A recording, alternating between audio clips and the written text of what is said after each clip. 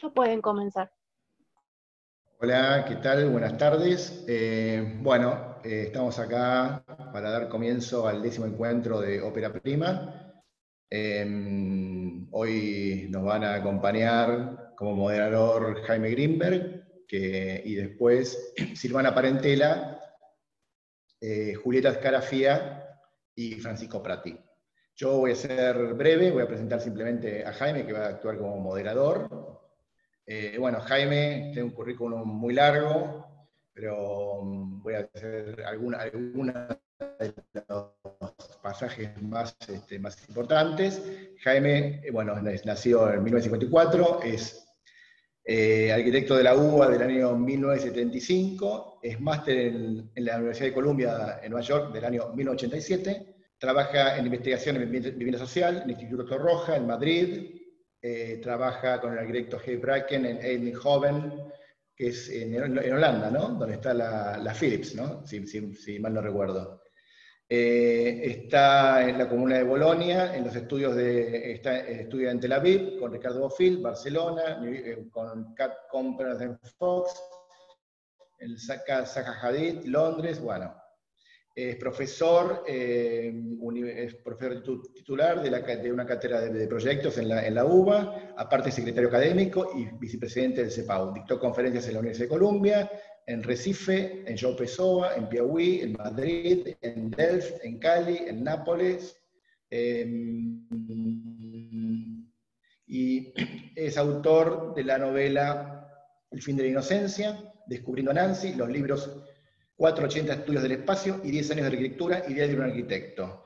Es miembro del estudio Greenberg-Dweck, en algún momento era Greenberg-Dweck Sartori Iglesias, ahora es Greenberg-Dweck Iglesias, es premio bienal a la joven generación en el año 1993, premio de France 2001, premio de la trayectoria del SCA CEPAU del 2005, y bueno, nada, Escuela Fondo tiene premio de la trayectoria, ya lo dije, por el premio Edificio Húsares, aparte premio Década de la UP, mención especial en el año 2009 por el edificio Pampa. Y bueno, aparte quería mencionar que el día 14 de octubre vamos a estar presentando en la SCA el libro recientemente terminado, que se llama Diario de un arquitecto. Así que bueno, les paso la palabra a Jaime.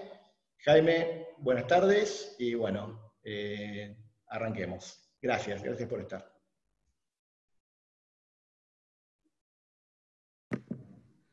Hola a todos. Está bueno ser presentador de tres personas diferentes. Me mandaron los currículum, voy a leer algo, pero estuve charlando y viendo un poco la obra, algunos la conocía, pero bueno, Julieta Scarafía es graduada en la Universidad Católica de Córdoba y tiene una tesis de grado en la Universidad degli Studi di Ferrara, en el 2009. Después colaboró en la oficina de Matías Klotz y en el Estudio Elemental de Chile con Aravena, y socia fundadora del estudio MWS, y ahora, desde el 2017, Oda Arquitectura. Esto sería como yo no te conozco, Julieta, pero la verdad que la casa, lo que vas a mostrar y la casa que vas a mostrar es de una extrema sensibilidad y me hizo recordar algunas obras de Sisa que pude visitar cuando estuve en Portugal. Así que espero que lo disfruten. Después voy a presentar a Silvana Parentela, que el otro día me la encontré caminando por Vicente López porque ella se está por mudar y va a ser vecina mía. Y claro, yo estaba con el barbijo, es difícil a veces reconocerse. Pero bueno, la verdad que acá está escrito todo lo que vos sos, pero la verdad que Silvana tiene una actividad muy fuerte en un grupo de arquitectas que se llama de la red Soy Arquitecta, y eso me parece que está bárbaro, y es una actividad realmente muy, muy importante. sobre todo en estos tiempos. Así que te felicito por eso. Está en la cátedra de Solsona Ledesma, en la facultad, dirigís nivel 2. Bueno, y bueno, con su marido y socio, Joaquín Sánchez Gómez, fundaron el estudio R2B1, que antes me contó por qué le puso ese nombre, pero yo no se los voy a contar. Y la verdad que la obra es fantástica, es fantástica. Uno de los edificios, te digo que me lo mostró Flora y Javier cuando estábamos llevándolos a la casa una vez que volvíamos de cenar de un restaurante de pescado, que ahora no me acuerdo, que no es Oviedo, pero es como Oviedo, pero queda en Belgrano R. Y la verdad que es una obra fantástica y está fenómeno el nombre que le pusiste al estudio porque refiere perfectamente yo diría, a la comprensión de una escala que realmente es la escala que más nos gusta de Buenos Aires, ¿no? Y así que yo les pido a todos que cuando vean la obra se empiecen a imaginar un Buenos Aires con más de esos edificios, ¿no? Bueno, y por último, Pancho Prati, supongo que todos lo conocen, pero si no, es miembro del estudio La Croce Migens Prati, y he tenido la suerte de compartir en general, en todas las bienales que armaba Jorge Glusberg, Pancho, me tocaba estar en la misma sala con vos. Y yo me ponía re contento, porque decía, bueno, si lo van a ver a Pancho, me van a ver a mí. Así que agarraba el rebote, ¿viste? Pero bueno, tenés una manera de hacer arquitectura que a mí me gusta mucho. Es una sociedad internacional, tienen obras no solamente aquí en Uruguay, le decía antes a Pancho la obra de La Pedrera, que me parece una obra fantástica, muy integrada con el paisaje, y cada vez ese tipo de obras que más tendríamos que perseguir, y después ya emprendimientos hoteleros en distintas partes de Latinoamérica y en Nueva York. Además, Pancho, yo sabía que tenía una relación con la música, pero no sabía que había sido baterista de Sui Generis. Así que bueno, todos tenemos personalidades bastante complejas y es interesante a veces develarlas. Bueno, no me quiero explayar más porque la noche es de ustedes, así que empieza Julieta Escarafía. Y les pido a todos que después de que cada uno haga su exposición, pueden hacer preguntas por chat, y después se podrán leer y que respondan, y además producir una especie de diálogo entre nosotros para poder hacer ciertas reflexiones, porque el ciclo se llama Ópera Prima, es como una mirada retrospectiva, digamos, de lo primero que hiciste, pero hoy tenés una nueva mirada. Entonces, ¿qué pasa con el paso de los años, con el tiempo, ¿no es cierto?, la dimensión del tiempo. Dale, Julieta.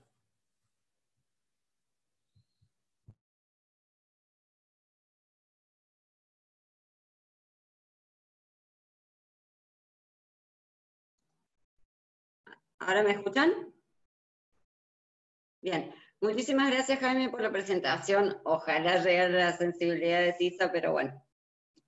Paso a presentar pantalla.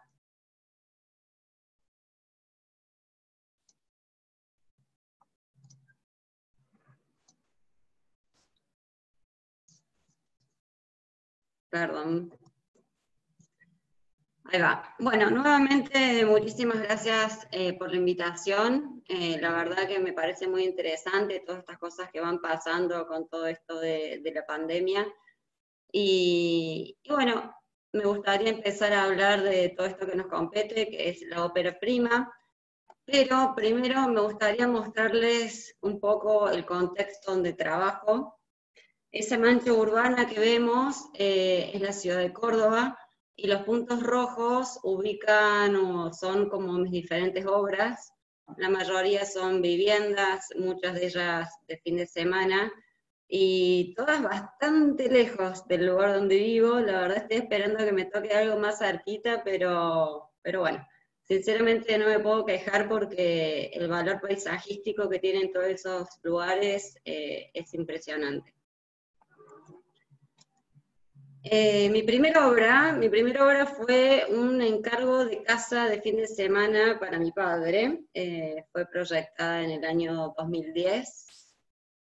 Yo me recibí en el año 2009 y como tenía una inquietud muy grande por seguir viajando, por seguir aprendiendo, sobre todo de estudios y de arquitectos que admirara, postulé varios y terminé haciendo una pasantía en Elemental Chile.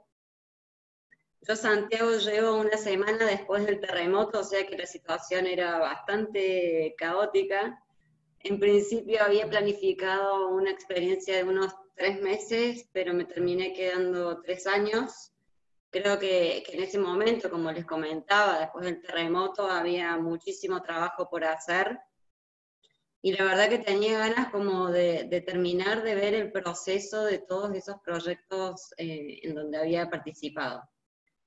Y bueno, mientras estaba allá, mi papá me encarga esta casa,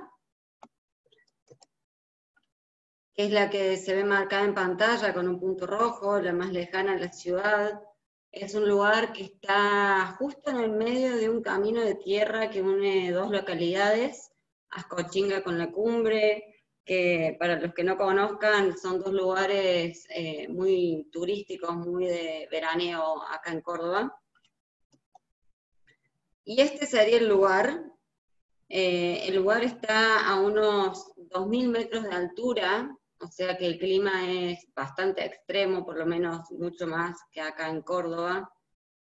Pienso que en realidad todo es extremo, el sol, el viento, la montaña que es súper imponente.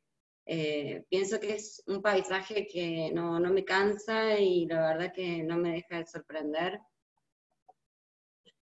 Y bueno, mi padre comienza imaginando esta casa de unos 500 metros cuadrados, pensando en alojar a sus hijas, sus yernos, sus nietos, es más, es decir, una casa como para todos. Pero bueno, pasaron 10 años después de esto y recién viene el primer nieto en camino, así que en buena hora que se haya achicado porque inmediatamente cambia de opinión, reflexiona un poco y se pasa a una especie de refugio de unos 70 metros cuadrados, pensando en que esta casa tan grande era muy factible que la mayor parte del año, sobre todo en los meses de invierno, iba a estar vacía, lo cual me parece como muy sensato porque mantener semejante casa y sobre todo en un lugar tan complicado y no era como la mejor opción. Pero bueno, yo estaba muy entusiasmada con este proyecto, pero nuevamente vuelve a cambiar de opinión y se pasa a algo más intermedio, una casa de unos 120 metros cuadrados, que es la casa que se termina construyendo. Esta sería la casa. Mi papá es un gran conocedor de su campo, es un fanático de su campo, se lo conoce de punta a punta, se lo recorrió 1000 veces y pienso que no podría haber elegido mejor lugar de emplazamiento para esta casa, porque es un lugar en donde justo coincide la mejor visual con la mejor orientación y que para colmo está como en un sector que está protegido de los vientos. Los vientos por momentos se pueden poner bastante fuertes. Y bueno, pienso que esta casa no hubiese sido posible sin la participación de Eloísa Minoldo y Federico Beng, que son dos excelentísimos profesionales. Yo a Fede y Elo los conozco en la facultad, fueron profes míos, y la verdad como tenía una gran afinidad y sentía una confianza muy grande, los contacté, y fueron los que se terminaron haciendo cargo de todo lo que es el legajo y la dirección técnica, porque como les comentaba, yo en ese momento no vivía en Córdoba, estaba en Chile. Esta es una imagen de la casa como más lejana, pero acá es donde me gustaría detenerme un poco, Yo a la hora de trabajar, a la hora de proyectar, hay dos puntos muy importantes que siempre les presto como mucha atención, que es la implantación por un lado y la materialidad por el otro. Y como podíamos ver, ese lugar tenía una pendiente sumamente pronunciada y sentí que lo más oportuno en esta ocasión era acompañar esa pendiente en vez de negarla. Así que así fue. Acá en el corte se puede ver con mayor claridad, uno llega, deja el auto en la terraza y mediante la escalera llega como al ingreso de la casa, a la puerta de ingreso. En este otro corte me gustaría hablar un poco sobre el programa. El programa en realidad fue bastante sencillo, pero tuvo una particularidad que fue el pedido de una pileta cubierta por razones de salud. Y me gusta hablar de esto porque al final estructuralmente terminó siendo clave porque conformó una especie de anclaje entre la casa y el suelo. Esta sería la planta de techos, en donde me gusta porque se puede leer con mucha claridad también el tema de la estructura. Este fue otro punto que también estuvo siempre presente a la hora de proyectar esta casa, que fue tratar de que tanto vigas o columnas, en la medida de lo posible, queden expuestas, algunas en cierto modo casi esculturalmente. Y esta ya vendría a ser un poco la planta, que como les decía, tiene un programa muy, muy sencillo, un espacio común con living comedor, un núcleo con cocina y baño y un dormitorio, y en toda la parte de atrás, de manera longitudinal, la zona de la pileta que da en definitiva al resto de los ambientes. Esta es otra imagen más cercana de la terraza. Acá mi padre hizo mucho hincapié en todo lo que es aislación térmica. Pienso que esta terraza jardín, la tierra, el césped, ayudó a este factor junto con otros, por ejemplo, los dobles muros, o que parte de la casa esté enterrada, y sobre todo por la elección de carpintería, que se eligió una carpintería sumamente hermética. Y esta es una foto de Gustavo Sosa Pinilla, perdón, junto a las demás, que es una foto que me gusta mucho porque siento que es como que la arquitectura se empieza como a perder un poco por el entorno. Ahí tiene mucho mérito mi padre, porque pienso que esto de que no se perciba tanto la arquitectura tiene que ver con la elección de la piedra y que la piedra sea del lugar. Y cuando digo que es como un mérito de mi papá, es porque él la fue eligiendo minuciosamente con picapedrero, y él te puede ir contando la historia de cada una, y eso la verdad como que le dio como mucho valor. Por suerte la mano de obra fue excelente y también de la zona. Y esta es otra foto más de la terraza, con la estructura, en donde a mí me gusta contar un poco, que es como que siento que va como enmarcando la montaña o el cielo, aunque eso ya sería un poco más anecdótico. Esto es lo que, lo que le comentaba del tema del ingreso mediante escalera. La misma situación, pero con otra foto tomada desde abajo. Acá ya una foto un poco más artística. Es muy loco lo que puede pasar en este lugar climáticamente en un solo día. Uno puede amanecer con un sol impresionante, con todo tranquilo, sin una gota de viento. De repente el cielo se puede poner naranja, negro, puede venir una tormenta feroz. Y después te podés quedar en esta especie de neblina durante horas, que a mí me encanta, me resulta como muy atractiva esa atmósfera que genera. Otra imagen más de la estructura con neblina. Otra imagen de la galería. A mí en realidad no me gusta mucho hablar de las fotos porque pienso que muchas de ellas hablan más por sí mismas. Pero acá ya entramos en todo lo que es el interior. A mí otro de los puntos que me interesan a la hora de trabajar es en la utilización de materiales nobles. pienso que dan como una atmósfera diferente. Creo que no se pueden percibir en fotos, siento que uno se da cuenta que están cuando están, es algo como difícil de transmitir. En este caso, bueno, se usó piedra, madera, hormigón.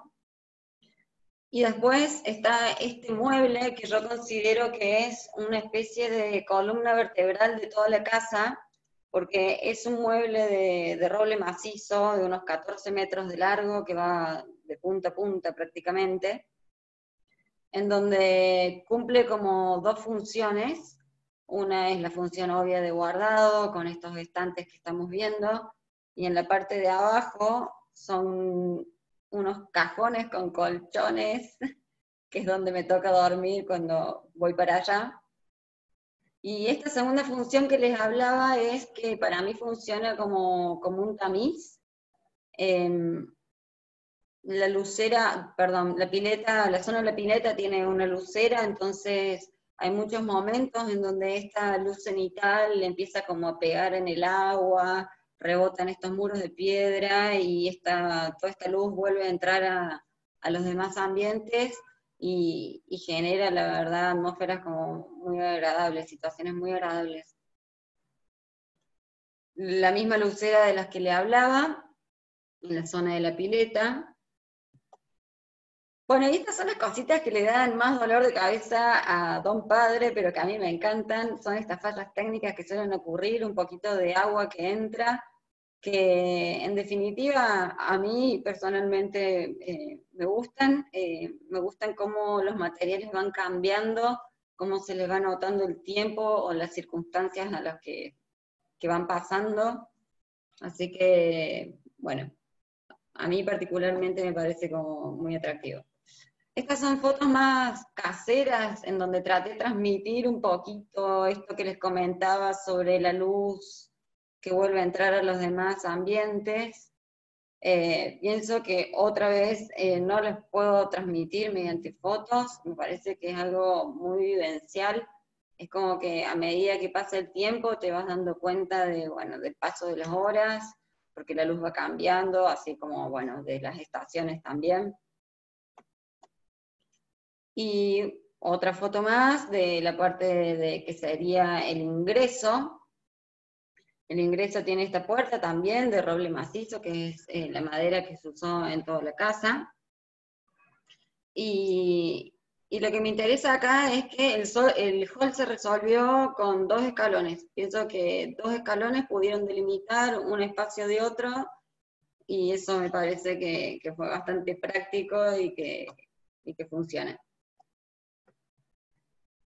Y bueno, como para concluir un poco, mientras estaba armando esta presentación, agarro y le escribo a mi papá y le pregunto un poco qué sentía por ese campo, por ese lugar.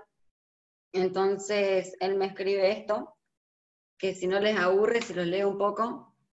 Él me dice que el campo forma parte de un proyecto personal que para nada está vinculado a lo económico. Poder, mientras disfruto de la naturaleza, ayudar a conservar la fauna, plantar árboles que permiten liberar oxígeno por este planeta. Siento que es un motivo de orgullo personal, mi lugar en el mundo, mi gran cuarto, el lugar donde me encuentro a mí mismo. Entonces, yo después de esto terminé pensando que en realidad toda esta casa que les mostré, en definitiva, es el paisaje. Así que eso sería todo. Gracias.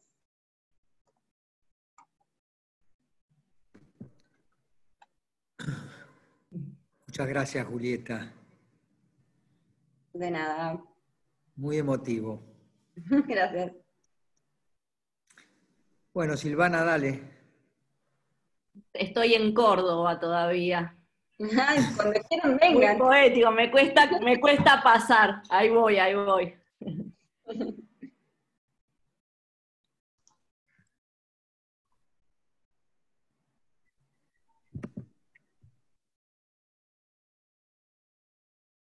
Ahí estamos. Bueno, elegí, no sabía de qué mundo, de mi mundo de la arquitectura hablar, y decidí hablar de de esta obra o de estas obras, que básicamente no son necesariamente las primeras, porque antes yo me recibí en el año 95, hice algunas casas, pero sin duda son las que me posicionaron como arquitecta y me posicionaron como hacia dónde quería llevar la vida profesional. Y es un edificio del año 2000. Estos son los antecedentes, hasta ahí. Yo venía trabajando haciendo remodelaciones de PHs, trabajaba, como contaste recién, enseñando arquitectura 2 y viviendas en la cátedra de Solsona, y el encargo que tenía para trabajar de forma independiente eran las casas de mis amigos que empezaban a independizarse y que la forma era comprar estos PHs baratos, muy arruinados, y recuperarlos. Siempre la idea era trabajar mucho sobre los espacios exteriores, enseguida los clientes querían como cerrar y ganar metros cuadrados, y la batalla siempre fue como proponerles sobre todo sobre la vida al exterior, y a raíz de eso después se desenrieda todo como el interés profesional de estos años. Hacer esos PHs me trajo muchos problemas. Esto es un extracto de la película El hombre de al lado, porque legalizar una obra de una propiedad horizontal en Buenos Aires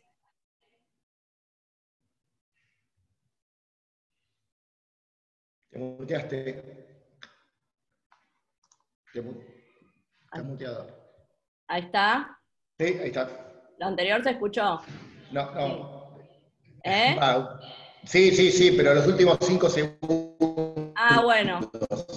Bueno, básicamente cuando trabajaba de esta manera, vivía lidiando con lo que es el 100% de la conformidad de los vecinos para poder como legalizar esa propiedad horizontal, y eso era un trámite que era completamente imposible y que nos generaba mucho desgaste. A raíz de eso, decidimos juntar a todos los que querían los PHs reciclados.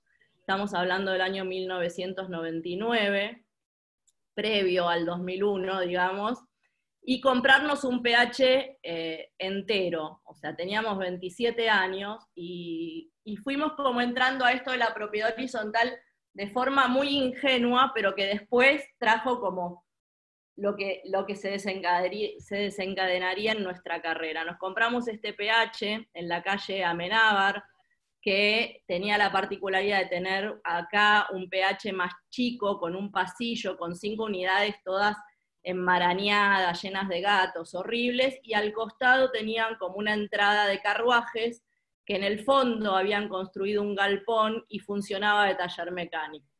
Cuando empezamos a tratar de repartir el PH, se volvió a armar el mismo despelote que en los PHs anteriores, así que tomamos una sanísima decisión, que es que lo demolimos.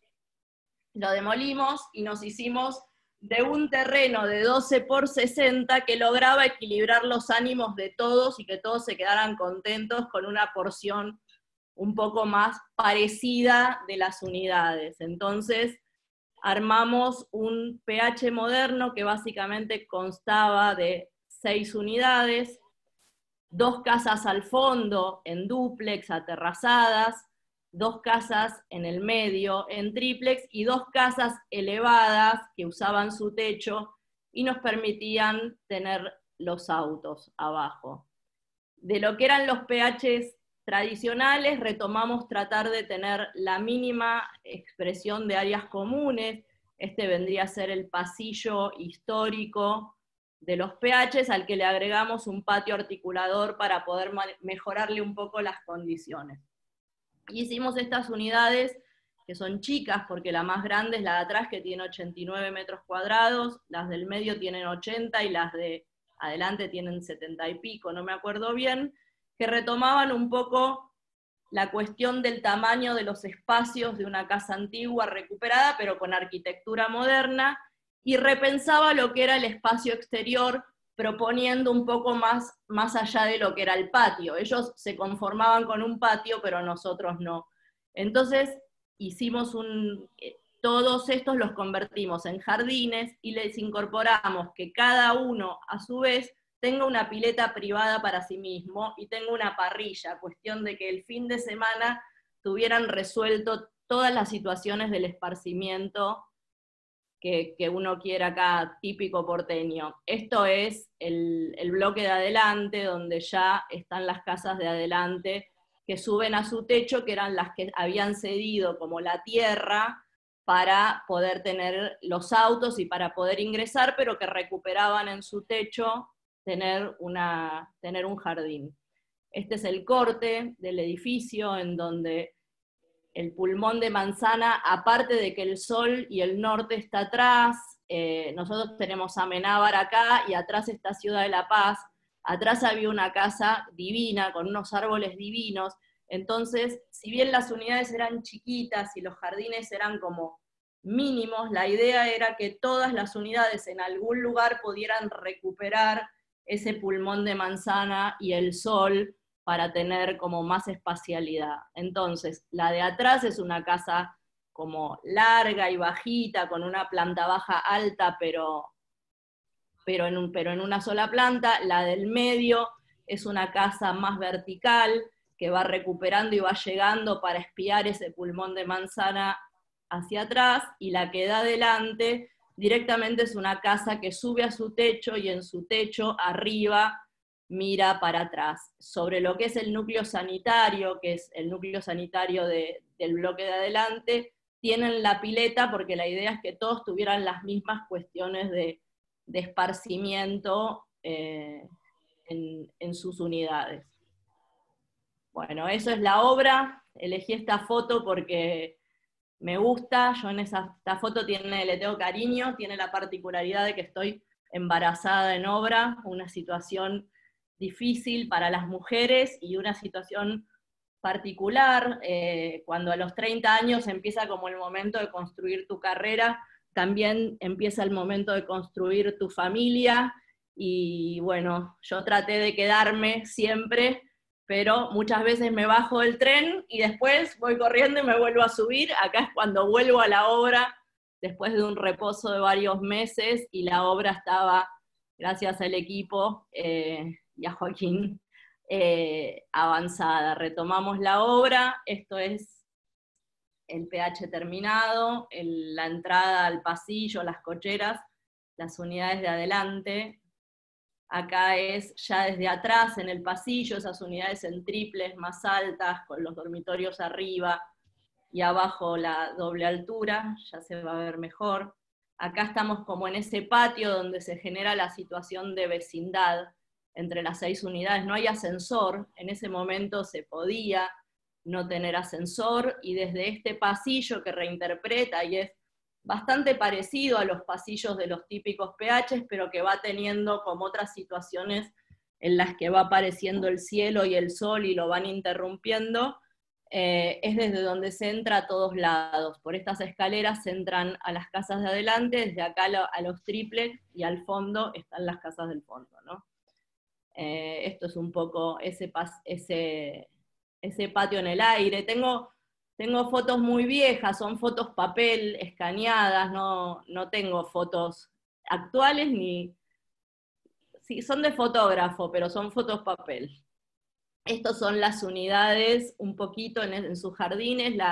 La del fondo, esta es la que está terrazada en el fondo, esta es la que tiene la doble altura, el escritorio, y arriba los dormitorios. Las plantas de dormitorios, acá no tengo fotos, pero siempre es lo único que se les repite a todas las unidades como forma ordenadora del proyecto, y después cada uno tiene su espacio de estar particularizado a su gusto. Esta es una de las casas del fondo, medio cuando ya se estaba terminando, visto desde adentro. Y esto es la casa de adelante que tiene esa primer pileta loca que se nos ocurrió hacer arriba de los techos de los baños, que mira al pulmón de manzana, y que tiene, en vez de tener jardín, tiene esa terraza, pero esa terraza tiene mucha espacialidad. Este es el consorcio. Estos son nuestros amigos. Estamos festejando la Navidad del 2020, el Año Nuevo del 2020, y lo que les quiero contar es que este mismo consorcio exacto, después de vivir 10 años y llenarse de hijos, porque todos nos llenamos de hijos, todos tenemos 3, 4 hijos, habían aprendido a vivir de forma comunitaria y querían seguir viviendo de forma comunitaria, pero las unidades de 90 metros cuadrados no tenían más, no resistían más, dormían como de a 3, 4 en un dormitorio que era muy angosto. Entonces nos plantean seriamente que necesitan que les hagamos un Amenábar grande, de casas de 200 metros cuadrados, de mucho más grandes que las que venían teniendo, porque ellos tenían que seguir viviendo en comunidad. Ahí nos ponemos a buscar un terreno, no conseguimos en Colegiales, que era su zona, y aparece este terreno al precio del de Colegiales como un hallazgo inédito, que es el terreno que está al lado del BAC, el Belgrano Athletics Club, entre el Belgrano Athletics Club, y acá está el edificio que hace Álvarez para los Magdalani, y que ahora es la Embajada de Libia, y enfrente la Embajada de Japón. Ese terreno tenía una casa bastante poco agraciada, y que estaba hecha pelota, la habían desguazado, pero tenía unos jardines espectaculares. Entonces decidimos comprarlo. Lo compramos en el año 2010, mientras sucedía el Mundial de Sudáfrica, así que fue hace bastante. Y saliendo desde ese proyecto de Amenábar, otra vez la circulación, ya todos con 2 autos, entonces una rampa que precisa guardar 14 autos en un lugar, ya había que desaparecerlos. Y las casas de vuelta, las 3 casas que dan al fondo, más apaisadas, la casa en dúplex acá, y ya como iban siendo casas más grandes y jardines más grandes, en este terreno se fusiona y se unen lo que es la unidad que estaba en la calle con la unidad que está intermedia, y pasan a estar una encima de la otra. El centro siempre circulatorio, con una escalera, un ascensor que unía y articulaba todas las unidades. Acostumbrados a trabajar en el R2B1, esto era el U28, nos mandan a hablar con la sociedad de fomento y con la comisión directiva del BAC para que nos aprueben el proyecto, y vamos convencidísimos de que teníamos un proyecto divino, y llegamos y nos dijeron, no, nunca jamás te vamos a dejar construir este proyecto, porque nunca te vamos a dejar subir a tu techo, porque en Belgrano R nosotros no queremos que nadie nos haga quinchos que veamos desde otros lugares, porque nos arreglan el paisaje. Así que si ustedes quieren que construir este edificio, tienen que desaparecer el uso de las últimas terrazas. Con el edificio ya vendido, ¿no? Entonces volvimos, pedimos una semana de trabajo, nos volvimos y tomamos 2 decisiones que son estructurales del edificio. Es cuando el problema nos resolvió el edificio, que es que sacamos la escalera independiente, enlazamos en un núcleo circulatorio vertical único y más compacto lo que era la circulación, y tomamos el espacio aéreo por arriba de la rampa, con una gran terraza y con las piletas a nivel del último nivel. O sea, ya no íbamos más a subir al techo del edificio. Con el mismo criterio, este es el corte, acá están las casas que van para atrás, la casa de planta baja con su jardín, y la casa de arriba, que tiene ahora el jardín, en vez de tenerlo en su techo, lo tiene a nivel con las piletas, que están las piletas voladoras, como le decimos, en el aire sobre el espacio común. Con este render volvimos y convencimos a todos, y así empezó el edificio. Esto es la obra, también una obra muy larga, muy compleja por todo lo que nos rodeaba, especialmente el BAC, que funciona como lugar de gimnasia de niños, y por al lado de la obra entraban chicos permanentemente. Otra vez, un embarazo, retirarse y volver de vuelta a subirse al tren corriendo, andando para alcanzar a la obra. Siempre me tocaron los embarazos en obra, es muy, muy gracioso. Este es un día histórico, que es el día que hubo que cortar la calle para subir ese acrílico que sostiene el agua de las piletas, que lo hizo la misma persona que hizo el acuario en Temaiken, y que tiene 8 centímetros de ancho, y está clavado como en un surco del hormigón. Y bueno, y este es el edificio terminado, el área común, el pasillo, que ya es como mucho más glamoroso. Esto es las casas desde abajo, una de las casas que dan para adelante. El edificio pisa igual que la casa original para recuperar todos los jardines. Entonces, estas casas dan para adelante para recuperar lo que era el jardín de adelante de la primer casa. Y las casas de arriba en el aire. Esto es como se ve desde abajo, esas piletas y esas terrazas funcionan como de galería para las casas de abajo. Esto es la entrada, más de noche, el área común, el pasillo, ya el pasillo más paisaje. Acá estamos como abajo de las piletas, que es el único lugar semicubierto donde se dan las reuniones de consorcio y se encuentran y charlan, ya que ninguno tiene amenities, porque estamos de vuelta todavía con un pH, tratando de recuperar los valores de aquel mismo. Esta es la escalera enlazada, el ascensor enlazado por la escalera que redujo el núcleo vertical, el patio articulador, otra vez, donde van teniendo distintos espacios de exterior, el exterior común, el exterior privado por el que entran a sus casas, más parte de ese patio. Este es el patio visto desde arriba, que articula el acceso a las 7 unidades. Esto es ya las casas de atrás, vistas desde la que está al lado del club. Lo de abajo es el complejo visto desde el club. Acá estamos en la casa opuesta, también desde atrás. Esto es cómo se ve de noche, cuando se iluminan todas las aguas, donde la presencia es muy fuerte, ¿no? Y empezás a tener aguas que están como a nivel, aguas que están por abajo, y aguas que están como arriba y hacen una luz particular. Un poco de las unidades interiores y de todos esos espacios que también acá están particularizados, al igual que en aquel anterior.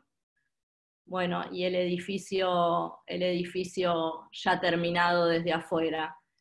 Y lo que quería decir es que fue un edificio muy arduo, tuvo muchas complicaciones la obra, fue muy larga la obra, pero que bueno, que finalmente llegó la recompensa, lo distinguieron en el premio Escasepau de 2016, y después en el año 2017, con el material de lo deconstruido, recopilamos como la historia de estos edificios que empiezan en el edificio de Amenábar, que terminan en el edificio de Virrey del Pino, y que lo presentamos en la facultad con Javier, que esto quería decir, que es un padrino muy importante que tenemos en estos edificios, porque cuando fuimos a hacer ese primer reciclaje que decidimos demoler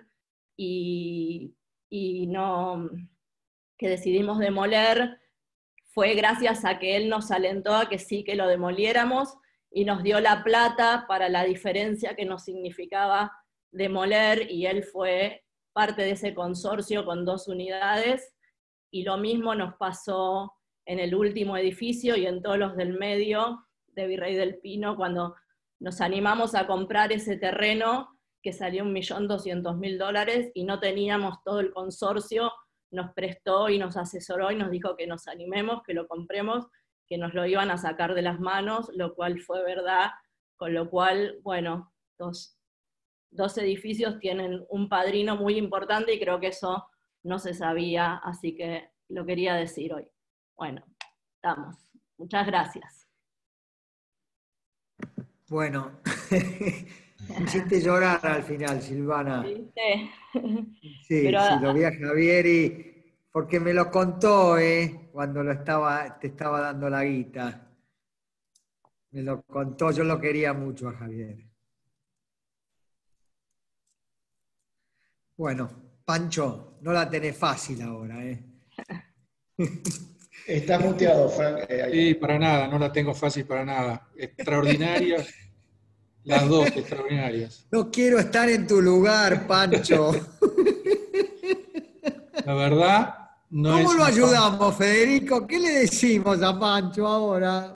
No, tranquilo, Pancho. No es una forma de decir, La verdad que me sorprendieron muchísimo las 2, sobre todo sobre todo por distintas razones, digamos, pero la obra de Recién es impresionante porque tiene todo bien, el concepto, el diseño, las escalas, los espacios, todas las capas de la cebolla de la arquitectura están todas bien, es impresionante, desde la base del partido hasta el último detalle, me pareció alucinante. Me encantó.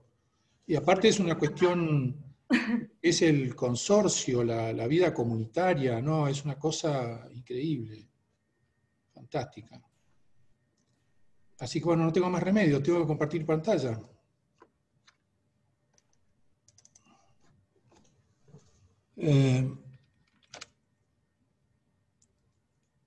Tarda un poquito en responder la pantalla completa. Ahí está. Bueno, voy a tratar de ser sintético lo que me va a costar, porque la charla la preparé, metí muchísimas fotos, tengo 1000 millones de fotos, y bueno, y el guión es lo que me falta, así que trataré de ser coherente. Lo primero que pensé es que la ópera prima, la primera obra, tiene una diferencia fundamental con la segunda y la tercera, las que vienen después. Pues la arquitectura no es una actividad automática, o sea, hay que planificar, es la actividad por excelencia donde la planificación es central. La planificación, dicho en términos genéricos, para nosotros es el plano, ¿no? La planta. Y no solamente la planta y la preparación de una obra antes de arrancar, sino todo el bagaje de expectativas, deseos y objetivos que uno tiene a nivel espacial y digamos humano, ¿no? De la construcción, de hacer algo que no estaba antes, ¿no? Todo ese bagaje previo, en la primera obra no lo tenés, lo que tenés son ideas, idealizaciones, deseos, pero no tenés experiencias propias, no hiciste nunca una obra antes, nunca probaste en la realidad qué es lo que querés de este mundo. Y las idealizaciones son mayores cuanto menos comprendés las cosas y cuanto menos experiencia tenés. Entonces, en la primera obra uno normalmente lo que quiere hacer es una cosa que junta todas las maravillas de lo que uno disfruta en sus experiencias, ¿no? No sé si lo expresé bien, pero me parece que por ahí va un poquito el tema de la ópera prima. Esto era, no sé qué pasó, pero se me coló una... Vamos a ir directamente. Hice un cambio en el PowerPoint con otras cosas y... Ahí está.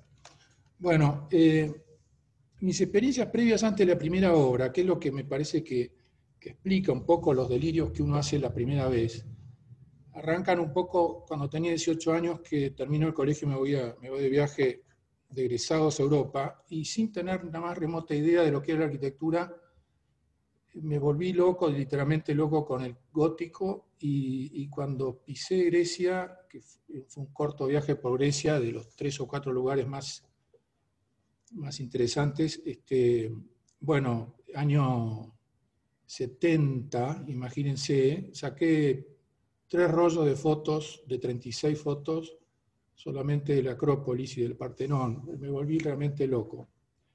Antes de entrar a la facultad. Después, todos los espacios que me apasionan, siempre me apasionaron también de chico, que son las obras en construcción, los talleres, los galpones, los garajes viejos de los barrios, las iglesias, y los escenarios. Son todos espacios grandes, como medio abstractos, ¿no? Que la función es secundaria, ¿no? Y muchos tienen luz cenital. Todos esos espacios siempre me apasionaron. Y después en la facultad, y en la edad de la facultad, los maestros me apasionaron mucho, los idealicé mucho, pero los que rescaté para poner acá, que es lo que más me permaneció y que persiste en mis fantasías y en mis ideas, son básicamente el neoplasticismo holandés con Van Desburg, Aldo Van Eyck con algunas obras, una iglesia en La Haya que fui a visitar en mis viajes en esos 10 primeros años. pude viajar bastante y conocer de primera mano la obra de todos los maestros, Kahn, Le Corbusier, Stirling. Bueno, a mí Van Eyck me fascina porque tiene una tecnología bastante parecida a la nuestra, y Holanda, y la idea de espacio, yo veo las obras y automáticamente me transportan a lo que yo quiero, ¿no? Esto de medio es un pabellón de esculturas de Rietveld también, donde él ahí con ese ejemplo explica cuál es su concepto de espacio. Y fundamentalmente en el segundo viaje, ya dentro de esos 10 años, llegando a los finales, esos primeros 10 años, la obra de Luigi Snozzi, en Suiza, que es acá hay estas 3 fotos a la derecha son de una casa que se llama la Casa Bianchetti, que la fui a visitar, me acuerdo, con un amigo que me encontré allá, con Pablo Lorenzino, y la verdad que es un arquitecto que junta una sobriedad, una racionalidad, una continuidad espacial y una continuidad de los elementos. Acá está, a esta casa se accede de afuera por una especie de puente que va recorriendo todo el paisaje, va mirando todo el paisaje, atraviesa este gran ventanal, se transforma en este paseo interno que se ve acá en la foto a la derecha, se baja la escalera al living. No, es una cosa extraordinaria y muy sencilla, y esta obra prácticamente yo, si la pudiera rehacer y copiarla, la haría.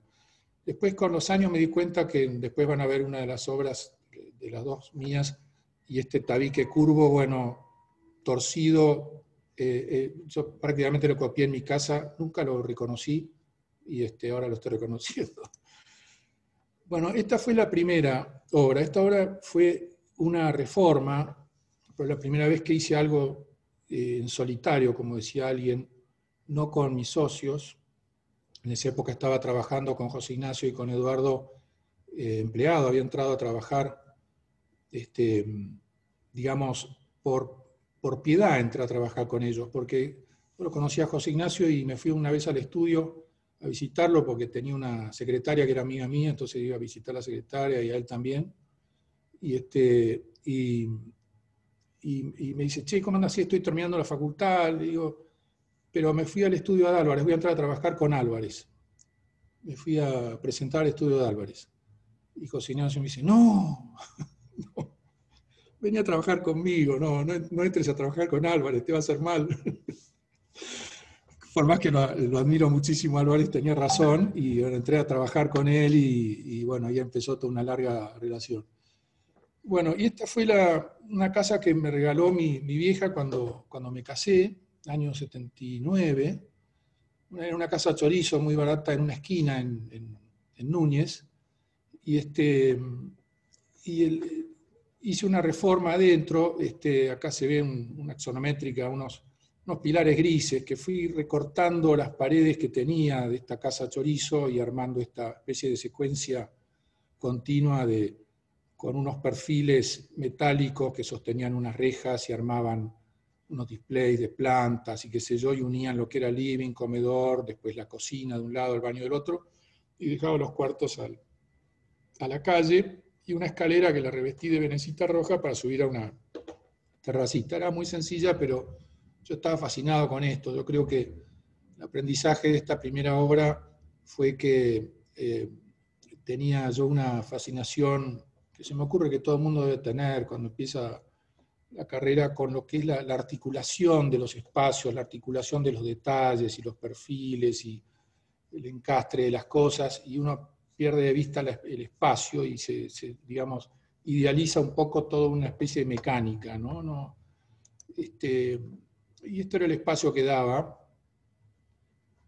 Era divertido. Pero bueno, esto fue en el año, digamos, redondeando en el año 80, 79, 80. Y después ahí salí de la facultad, me casé, me mudé y hice un par de viajes y entré a la facultad. Ya estaba en la facultad como docente.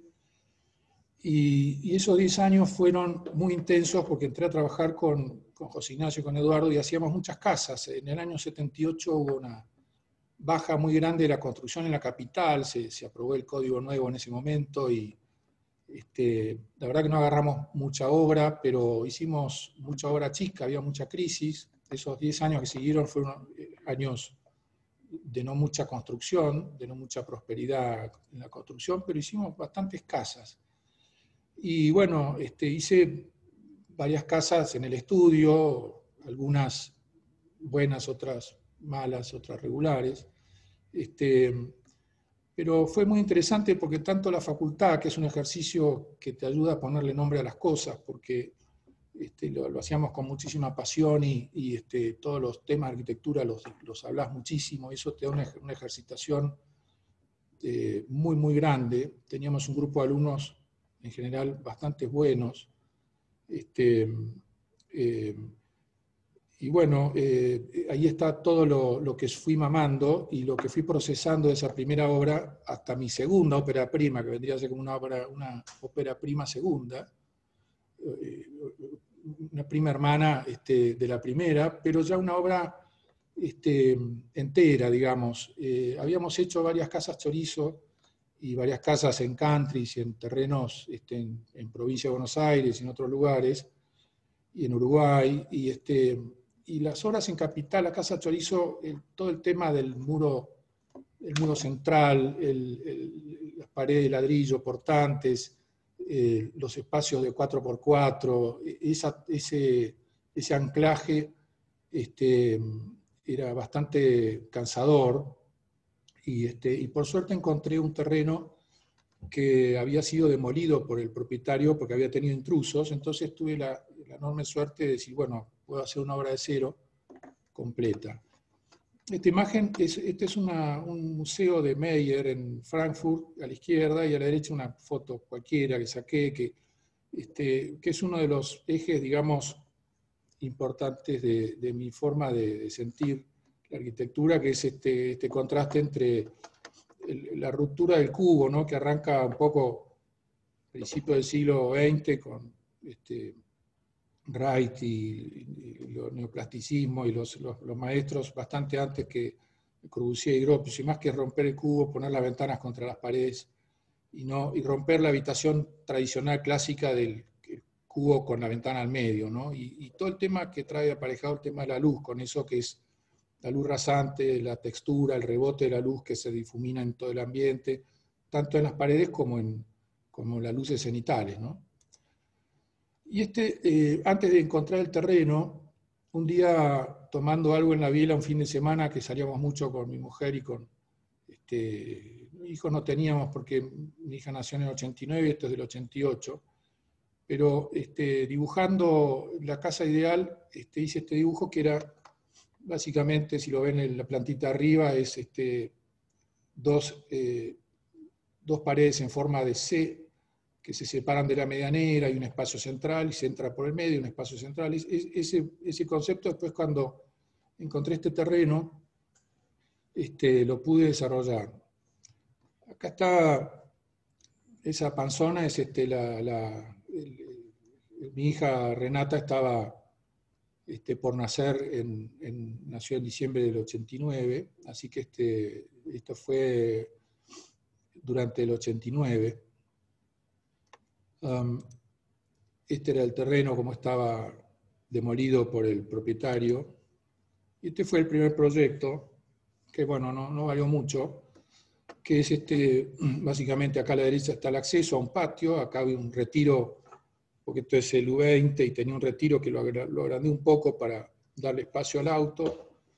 Estas dos paredes que generan de un lado la cocina y del otro lado el tercer dormitorio, el acceso al medio, se llega a un comedor, el núcleo de baños, la escalera pivotando en el centro del espacio, un living comedor y jardín. Y a la planta alta también los dos dormitorios con el baño. Este concepto de espacio lo repetí muchísimo en muchísimas obras, esta idea de los muros portantes, articulando los espacios de guardado y los baños. Esto es como casi diría que fue una consolidación de todo ese proceso desde la primera obra durante esos 10 años, que me fueron dando como una caligrafía de trabajo bastante intuitiva, que a veces de la cual me cuesta salir a veces. A veces me ha pasado con clientes estar proyectando algo y que me digan, no, eso es muy Prati, quiero otra cosa distinta. Así que me sorprendo que yo pienso que hago cosas muy originales y no es tanto. Y bueno, acá está el neoplasticismo y los colores primarios, y en el corte se empieza a ver lo que es la parte de la tecnología, que también le di muchísima bola a esta obra, con temas de doble ventilación, de ventilación en las lucarnas, de efecto chimenea para mejorar la parte ambiental de la temperatura, el tema de la cubierta de chapa con una aislación por encima, varios detalles ahí que pude probar, ¿no? Me parece a mí que, y acá, bueno, en la fachada se ve también este juego un poco, este juego entre la simetría y la asimetría, que también está en muchas obras nuestras, es como que no está resuelto nunca y siempre vamos para atrás y para adelante con la simetría y la asimetría, ¿no?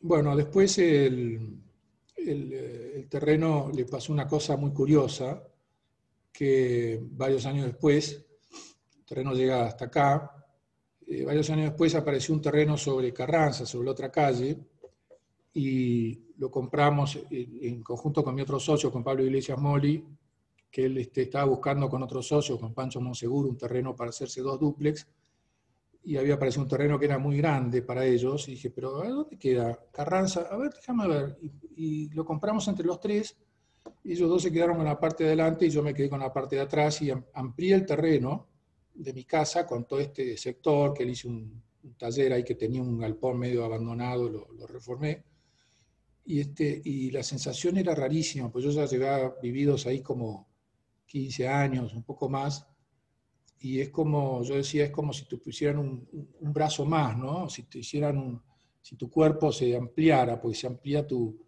espacio vital de una manera increíble, ¿no? Bueno, esta es la calle de afuera, este color horrible, rojo, hace unos 3 o 4 años empezaron a aparecer unos grafiteros que me pintaban el frente, y yo, no pasaban 24 horas que los pintaba enfrente, tenía un tacho de pintura y un pincel atrás del portón, y cuando me pintaban algo a la mañana salía y lo pintaba todo encima. Y bueno, un día que me pintaron un montón, me rayé tanto, fui a la pinturería y le digo, ¿qué color tenés? Tengo este rojo, bueno, dámelo. Y pinté todo el frente, tengo que cambiarlo porque es muy feo. Y ahora les voy a mostrar una seguidilla de fotos que son, hicieron una nota, hicieron varias notas de la casa al año, 2 años de construida, en Habitare Italia, en el D&D, en Suma, qué sé yo, y sacamos un libro muy interesante que refleja esos primeros 10 años de obras que se llama 10 Houses, que son 10 casas. Así que hice una producción de fotos también con Gustavo Sosa Pinilla, Julieta, igual que vos, es un gran amigo de toda la vida, nos ha hecho todas las fotos del estudio siempre. Pero lo gracioso es que no tenía muebles. Estas son, ya tienen un par de años después, pero las primeras, ahora vamos a ver algunas de las primeras. Tuve que pedir prestado muebles, me prestó Diana Cabeza Divina, me prestó unos cuantos muebles y armé unas fotos muy, muy interesantes.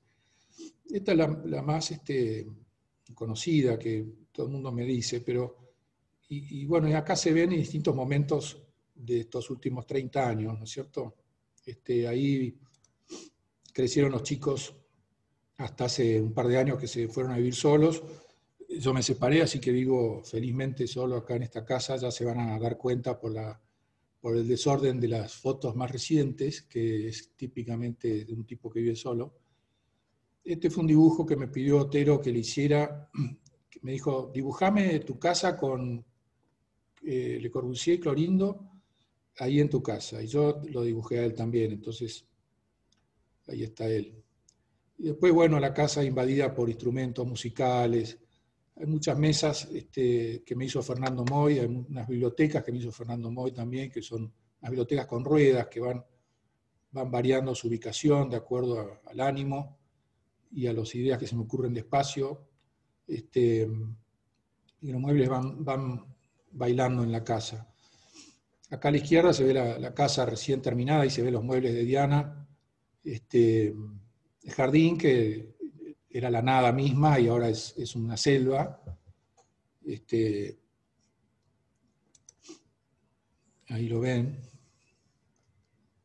Ahí se ve la idea básica de separarse las medianeras, como adentro las revoqué las medianeras, pero la idea original era dejar todas las paredes de ladrillo, hacer una especie de espacio exterior rústico con los espacios, con los elementos en el centro del espacio más pulidos, pero era un caos, al final terminé revocando adentro, pero se ve la idea, y por suerte, porque las paredes blancas dan un rebote de la luz espectacular.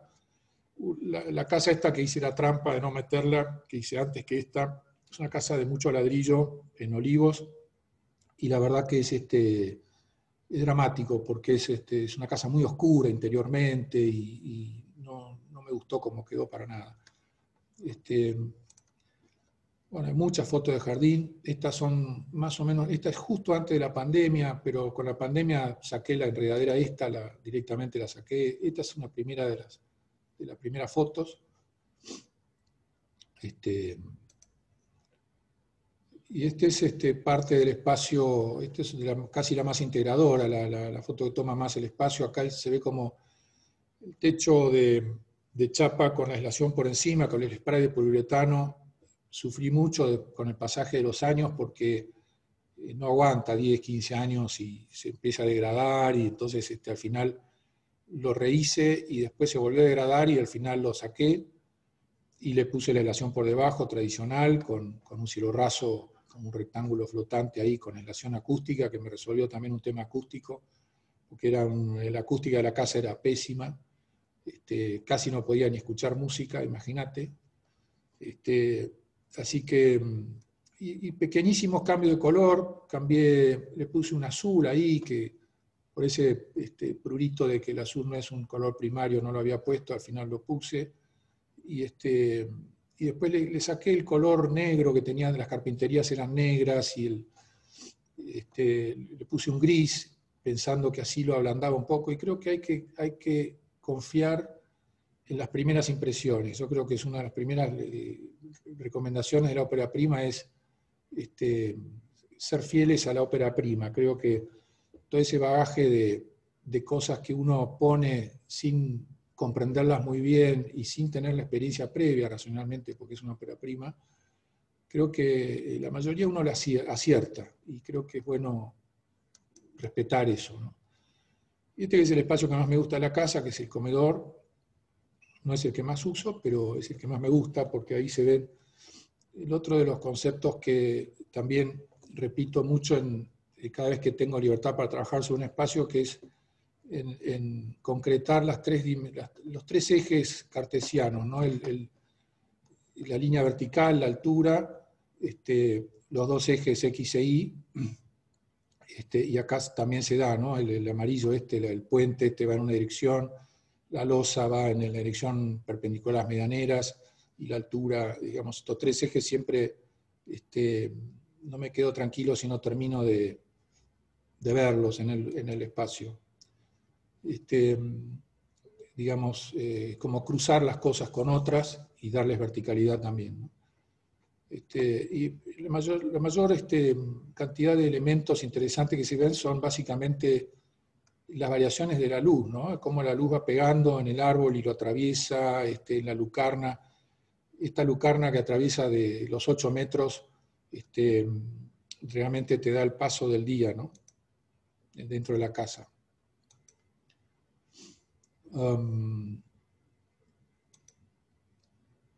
Como ven, tengo muchas fotos.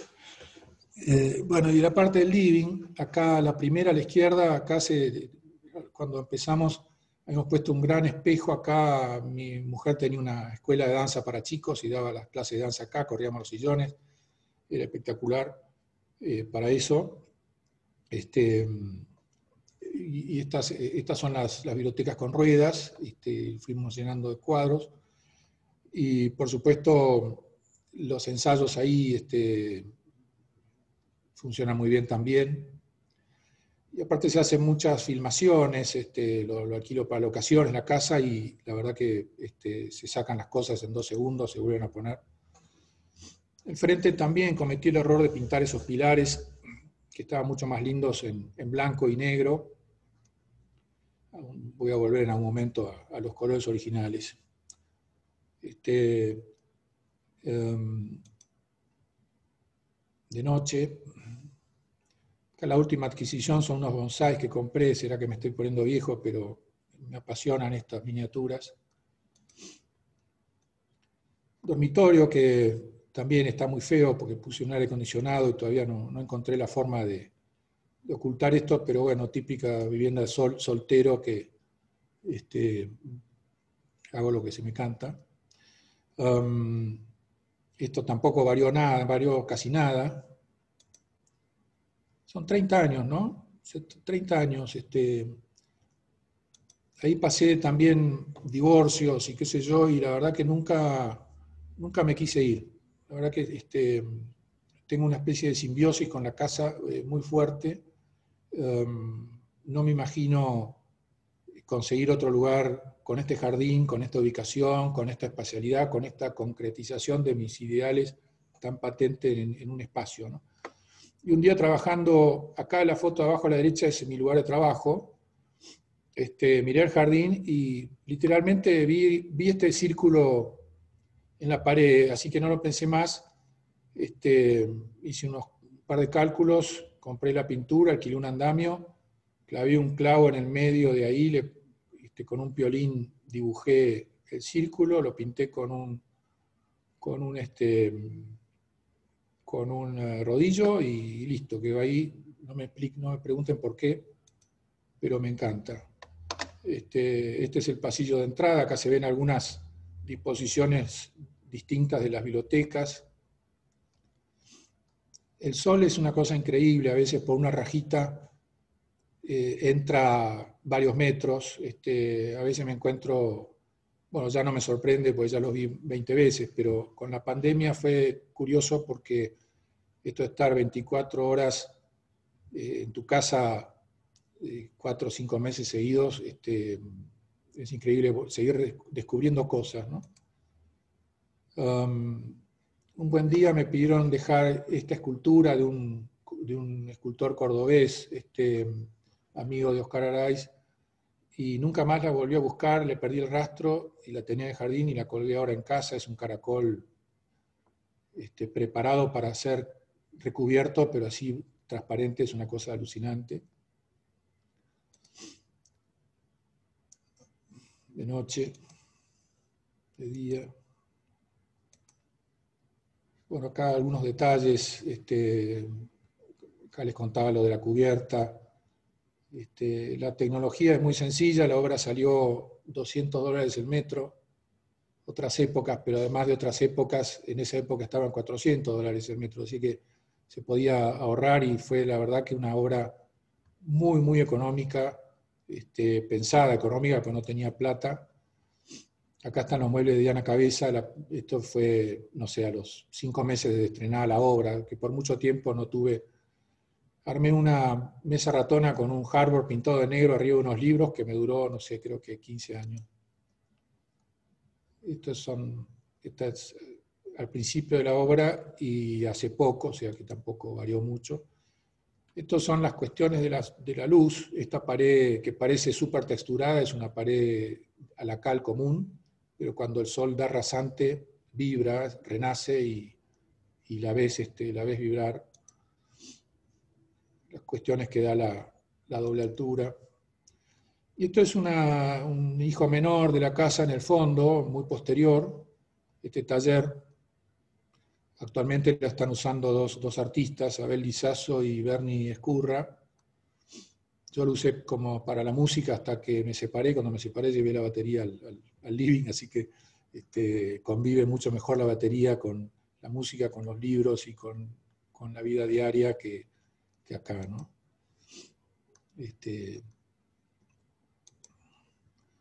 Bueno, y La arquitectura es piedra sobre piedra, decía un dicho viejo, y Gregotti dijo, la arquitectura es piedra sobre el terreno. Esta es una alhaja de La Rioja que usé para el jardín, que la puse en el jardín caminando, marqué el ancho de mis pasos para calzar. Viste que cuando vos caminás por un piso de lajas separadas nunca coincide con tus pasos, ¿no? Y me sentí un crack, ¿no? Porque caminé a mi camino normal y lo marqué y puse las lajas. Y bueno, pasaron 30 años y ya no camino de la misma manera, camino distinto, ¿no? Tengo un paso distinto, no por ponerme viejo, sino porque creo que uno va caminando distinto. Espero que la arquitectura también cambie un poco. Y bueno, la última foto, bueno, esto es una cosita que hice en el patio de entrada, porque cometí otro de los errores de principiante cuando hice el piso de adoquines del patio delante, que compré, dije, bueno, no soy ningún improvisado, voy a comprar desperdicio, con un 10% más, porque, viste, siempre hay desperdicio. Claro, el adoquín tiene 0 desperdicio, así que me encontré con que tenía no sé qué cantidad de adoquines al cohete, y cuando volví de un viaje largo y estaba acá, estuve viviendo en Suiza unos cuantos meses, y cuando volví no tenía mucho que hacer, entonces esto lo hice yo con mi mano, me compré el sellador y lo armé para poner atrás las cosas qué sé yo, las basuras, qué sé yo. Bueno, esta es bastante impresionante. No hay palabras, ¿no? No voy a explicar quién es quién. Así que muchísimas gracias por escuchar y por darme la oportunidad de contar esto, que es una intimidad bastante seria. Me puse un poco nervioso preparándola, porque realmente, además de ópera prima, es la ópera más propia, que siento más próxima a mi intimidad. O sea que gracias por escuchar. Bueno, Pancho, yo creo que manejaste el velero bien, ¿eh? Muy bien, ¿eh? Gracias. Porque Gracias. hiciste un relato que es maravilloso. O sea, si alguien quiere hacer alguna pregunta, yo no sé si el sistema acá es por chat o habilitamos la voz. A mí me da exactamente lo mismo. No, perdóname, Jaime, no, lo que hacemos es, vamos recogiendo alguna pregunta que aparezca en el chat y no abrimos, pues si no se cuelga Ok, el sistema. entonces, bueno, pero yo antes que contestar eso, yo tengo una pregunta para los tres en esta época de pandemia, y es, la verdad, bueno, les quiero decir que estoy muy impresionado porque son tres visiones realmente diversas, son lugares diferentes, Córdoba, bueno, dos en Buenos Aires, pero en dos periodos temporales muy diferentes, con lo cual creo que se cierra, es muy interesante, muy interesante. Pero yo les quería preguntar, si podemos seguir el orden de las tres ponencias, ¿de qué manera la arquitectura los ayuda a ustedes, incide en la vida de ustedes, y cómo los ayuda de alguna manera a superar estos momentos complicados de la pandemia? ¿Quién arranca? Y el mismo orden, Julieta. Está sin sonido, Julieta. Está sin sonido.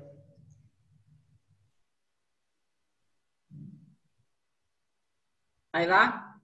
Sí. ¿Cómo me ayuda la arquitectura en mi vida y cómo me ayuda la arquitectura en pandemia?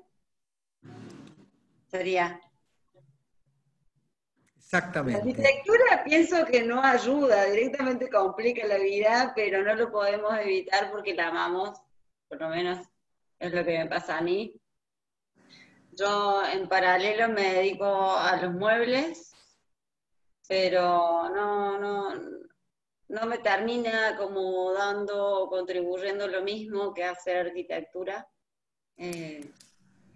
siento que es algo que me sale de adentro, no sé, no lo puedo evitar. ¿Cómo me ayudó la pandemia en la arquitectura? Pienso que al principio, cuando se dio todo este tema, casi que entro como en una crisis nerviosa y digo, se acabó la arquitectura.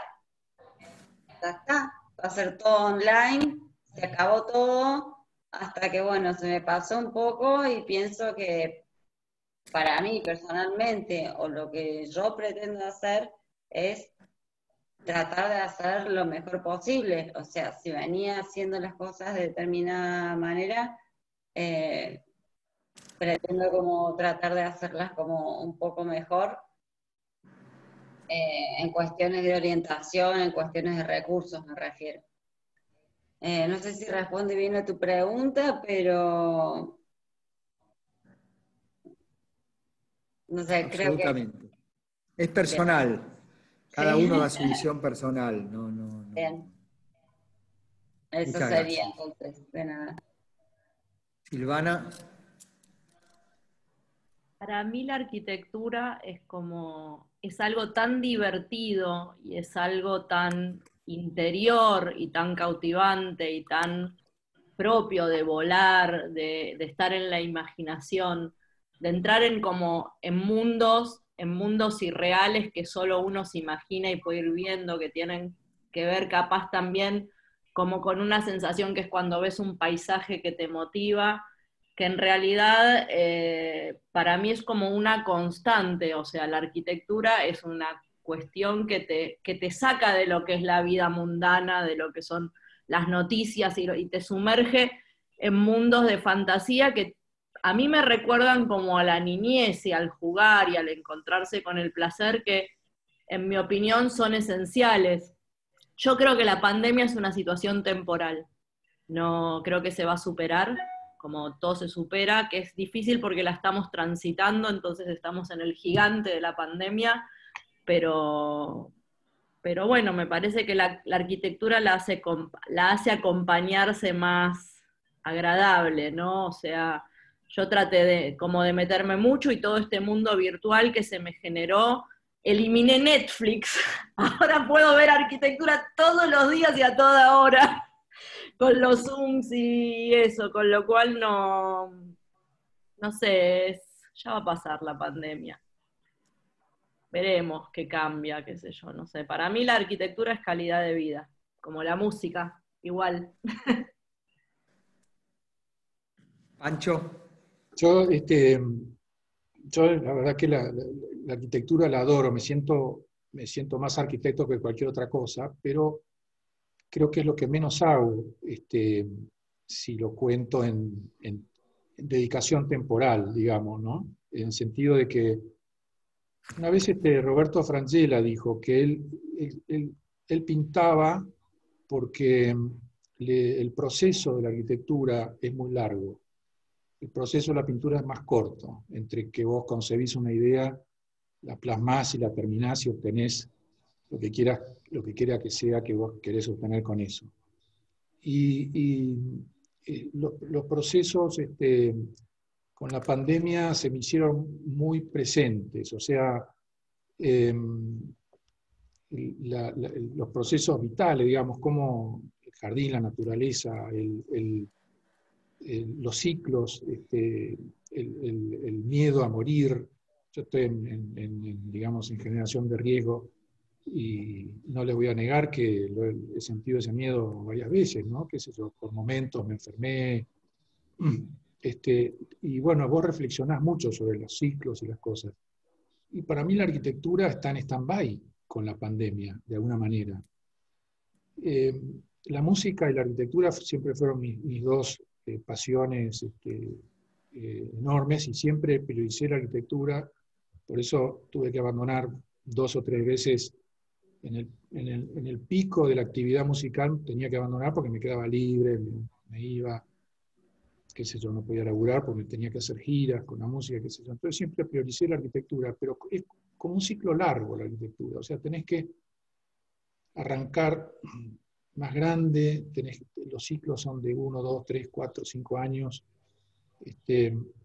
Y últimamente encontré el contraste más impresionante, que son estos dibujitos que hago, que entre que los hago y los subo a Instagram y recibo 50 likes, que me hacen el día, digamos. O sea, es la satisfacción de recibir 50 likes o 100 likes o 150 likes. Es como que cerrás un ciclo, un microciclo, y es como el contraste más grande con la arquitectura, ¿no?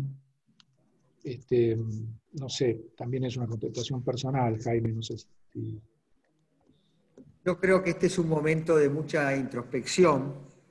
En ese sentido, creo que si uno quiere buscar algunas cosas positivas, creo que nos ha hecho a todos reflexionar un poco más sobre nuestra vida y sobre nuestro quehacer profesional, y también una mirada sobre lo que hicimos y lo que hacemos. Y no sé si lo que vamos a hacer va a ser igual a lo que hacíamos antes. No, de eso no estoy seguro. No me queda muy claro. Pero bueno, yo creo que la cantidad de charlas y de posibilidades que estamos teniendo nos está abriendo un panorama cultural que sin duda creo que va a redundar en una calidad. Te voy a decir, Pancho, que yo lo extraño a Jorge Glusberg, porque además de que me hice muy amigo de él y nos queríamos mucho, y tuve la suerte de hacerle, como es el local de Modulor, los años 90 al principio. Pero Jorge hablaba siempre de la escuela de Buenos Aires, ¿no?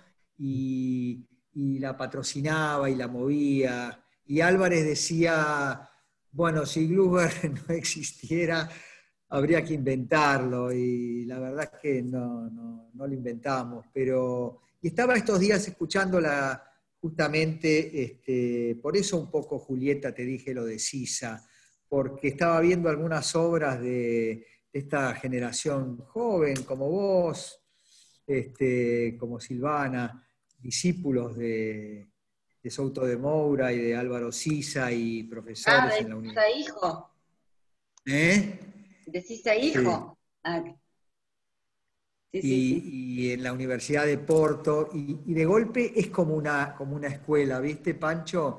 Y se ha perdido un poco esto. Jorge Glusberg, bueno, ustedes no lo conocieron, los más jóvenes, pero él permitió que de golpe, él quiso promover, pero bueno, yo siempre tengo la esperanza que bueno, todas estas charlas realmente sirven, ¿no es cierto? Porque indudablemente encontrás estas distintas maneras, ¿no es cierto? Cuando Julieta habla del paisaje y de qué manera mete el hormigón en el paisaje, y la piedra no es lo mismo que cuando Silvana hace esas circulaciones centrales, y los muros de hormigón y las piletas ahí que se te pueden venir encima, pero deben estar bien calculadas y no se caen, ¿no? Y fíjate vos, Pancho, que tantos años atrás también te despegaste de las medianeras y no sabías si meter el ladrillo, si no meter el ladrillo. Y la verdad que uno consume a veces tanta arquitectura internacional. Y bueno, Federico, si hay algo que te puedo decir es que estamos bien. ¿Te das cuenta, Federico? Estamos bien. O sea, el país, no hay duda que tiene problemas y cada día, ¿viste?, aparecen todas estas crisis pero vos fijate todo el pensamiento, ¿no es cierto? Hoy, en un par de horas, distintas arquitecturas, distintas mentalidades y todo el pensamiento que sale, porque lo que subyace es eso, es un gran pensamiento. Así que, bueno, Federico, vos que organizás este ciclo con Rita Comando, lo felicito porque es maravilloso, pero pensando eso, ¿no? Que todo esto en el fondo es como una escuela nacional de arquitectura de nuestra época, ¿no? Con distintas generaciones, pero que de alguna manera, bueno, están ahí, ¿no es cierto? Están en el tapete. Como bien vos dijiste, yo voy a presentar un libro el 14 de octubre, de paso lo anuncio, que lo presenté ya en la facultad, y tengo la suerte, Silvana, que lo va a presentar Flora Mantiola y Jorge Hampton, que son dos muy amigos míos, los quiero muchísimo. Y el diario relata un poco también, ¿no es cierto?, la vida de un arquitecto a lo largo de las vicisitudes, de las crisis. Vos cuando contabas, ¿no es cierto?, estas familias que tenían 70 metros y después tenían 200, entonces la verdad que le fue bien. Y yo me emocioné cuando lo contaste, porque es maravilloso, ¿no es cierto?, cómo vos, como arquitecta, participás también del crecimiento personal, y por qué no, quizás les diste energía y ellos pudieron crecer como familia, como comunidad, ¿no es cierto?, y es muy lindo todo eso. Y pensar que, bueno, que no, en esta época, por eso fue la pregunta mía, Julieta, de que yo creo que está bien, los médicos sí, son fundamentales y el comité de expertos, pero nosotros los arquitectos de alguna manera también, ¿no? Así que bueno. Gracias, Sí, Federico. si me permitís comentar algo más. Sí, claro. Creo que me encantó este encuentro porque creo que hasta aprendí un montón. Me parece, pero de un valor sumamente importante y humano, todo el trabajo de Silvana, que un grupo de personas que haya crecido y le hayan buscado para hacer como otro nuevo encargo, me parece como de un valor espectacular, y ojalá nos encontráramos con clientes así todo el tiempo. Y por otro lado, también con todo lo que contó Francisco, también aprendí mucho en todo lo que es esta especie de distribución, estos espacios separados, pero que a la vez están vinculados, y es justamente un poco a lo que estoy intentando apuntar un poco, porque hoy por hoy lo que te llega es el living comedor todo unido con cocina que da a una galería. Y eso me parece que, bueno, me tiene un poco cansada, y me parece mucho más divertido poder lograr todo este tipo de situaciones que pude ver en planta, que me pareció valiosísimo y que me dan muchísimas ganas de estudiar. Federico, yo sé que vos no habilitás, pero hay una pregunta de Cayetana Mercé que me interesaría que la explique, porque dice así: pero esa época de Glusberg y demás es justamente lo opuesto que se necesita para esta época, para la actualidad. Digo. Me gustaría que Cayetana lo explique. Bueno, no sé cómo, habría que preguntarle a Florencia, a ver si la puede habilitar. Pero, ¿estás ahí, Flor? Sí, ya está habilitada, ahí está Cayetana. Ah, bueno, dale, ¿cómo estás, Calle? Yo empezaba a salir porque estoy así como cocinando en el medio. No. Perdón, Cayetana, te podés negar si querés, ¿eh? No, está bien. Esto es así. No, pero primero que me pareció maravillosa las 3 presentaciones, la verdad que la obra de Pancho la conozco y la sigo porque soy admiradora de la Croce Miguel Sprati, así que siempre la conozco y me gusta, y Silvana, además de ser una gran amiga, ese edificio me parece excepcional, y bueno, muy, muy interesante, porque no la conocía Julieta, así que me encantó la presentación. Eso primero quería decirles. Después, bueno, cuando Jaime sacó esto de la época de Glusberg, la verdad que, no, mi comentario, yo trabajé, hice cosas con Jorge, y admiro, y la época que él estuvo muy presente, sobre todo cuando estuvo de director en el Museo de Bellas Artes, fue una época muy gloriosa para todos nosotros, todos el grupo, que éramos como más o menos mediáticos y teníamos como vínculo entre nosotros y de los grandes estudios de arquitectura, ¿no? Pero también de alguna manera eso hizo, me parece a mí, eso era un poco lo que quise decir ahí, hizo de la arquitectura una especie de club de amigos, de conocidos y diríamos, vos sos mi amigo, entonces sí, si no sos mi amigo, entonces no. Y eso la verdad que me parece que no estuvo muy interesante y eso que yo era de las que, yo trabajaba en Suma, con lo cual era de las amigas. Cuando él quiso, cuando no quiso más, no fuimos más amigos. Entonces, eso hizo como una cosa un poquito, no digo como un poquito mafiosa de alguna manera, en donde, que no sé si eso le hizo bien a la profesión, y que con el tiempo, con una especie de crisis de la profesión en la cual se encuentra por ahí ahora, podríamos decir, porque para la gente todo esto es como un, no sé, no termina de entender bien por qué nosotros somos tan autorreferenciales y nos hablamos todo el tiempo a nosotros mismos, cuál es la utilidad de eso, ¿no? Para la gente, que es la que usa la arquitectura al final. Entonces, me parece que eso empujó mucho a una cosa muy autorreferencial de los arquitectos, con mucha necesidad de la importancia que le empezamos a dar lo que opinaba el resto de los colegas de nosotros mismos, y nos alejó un poco de la gente, que es la que la verdad hoy, sobre todo con esta época de la pandemia y todo, es la que realmente está necesitando la profesión y la disciplina, y que uno, diríamos, esté como consciente de eso mucho más.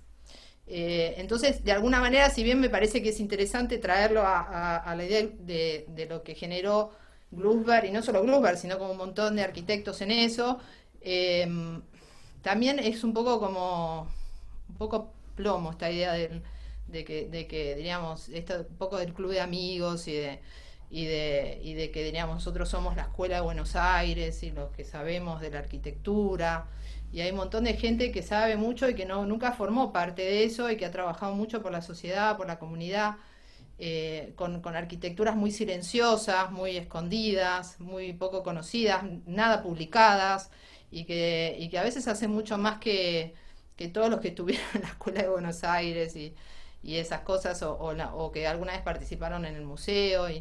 Entonces, nada, me parece que es una época que justamente está necesitando que despersonalicemos la cosa, que saquemos los egos un poquito del costado, que conversemos entre todos nosotros. Estas cosas son buenísimas porque las generan esa conversación, y que reflexionemos, ¿no?, un poco sobre la importancia de lo que hacemos para la gente, ¿no?, para diríamos que, bueno, que la necesitan, ¿no?, porque si no, en un momento no nos van a dejar de llamar directamente. Así que bueno, nada, ese era un poco el comentario de lo de Jorge. Yo fui protagonista con él, ahí estaba, o sea, corría atrás de Jorge para que en algún momento me dijera alguna cosa de algo, y era mi primera época de periodista y esas cosas, y la verdad que lo respeté, y es una persona que para mí fue muy importante en su momento, pero también me parece que es una época que ya con eso, ya está, basta, ya, cerremos eso. Es mi opinión, bueno, nada, eso es lo que quise poner ahí. No, me interesaba tu opinión porque está bueno sobre todo para la gente que no vivió ese momento, y que, bueno, creo que es importante entender siempre, tener una retrospectiva de una etapa. No, y por otra parte, por ejemplo, acá tenemos a Julieta, que es de Córdoba, o sea, es un país esto, ¿no? No es Buenos Aires, ¿no? Es un país. Y está Julieta, que es de Córdoba, y hay gente que realmente con ese universo no tiene nada que ver, ni le importa, ni le interesa, y han hecho un montón de cosas fantásticas que la verdad que por lo menos ahora con esto digital lo podemos usar más fácilmente, ¿no? Pero eso hay que tener cuidado con eso, porque es un país, no es una ciudad. Igual te voy a comentar algo que para completar un poquito eso. A ver, volviendo a lo de Glusberg, sí, yo tengo ese recuerdo, digamos, de Glusberg, que era también un tanto elitista y que eran los amigos de Glusberg, pero a pesar de eso, me parece que era un personaje que le venía bien, por lo menos a la arquitectura, con sus problemas, con sus fallas, porque de alguna forma es como que, nada, ponía la arquitectura como disciplina en, no sé, en el Museo de Bellas Artes, y había como mucha organización, las bienales eran fabulosas. Yo me acuerdo de las primeras bienales, venían todos a Buenos Aires. Después, bueno, que se fue cayendo un poco, porque bueno, pero en las primeras bienales venían los tipos que estaban en la cresta de la ola, venían a Buenos Aires, y era un lugar que no sé si había muchas bienales en el mundo que funcionaran como las de Buenos Aires. No, pero es una lástima que no haya usado esa capacidad para que eso le llegara a más gente, no solamente a yo coincido con las vos. bienales también siempre fueron una cosa yo coincido estar con como, vos. y sigue siendo, porque eso se sigue, lamentablemente se sigue manteniendo. Yo coincido con vos, y era más, y entiendo, y coincido, y estoy de acuerdo. El personaje de Glusberg no es un personaje que tal cual como era Glusberg funcionaría en este momento, que me imagino que no.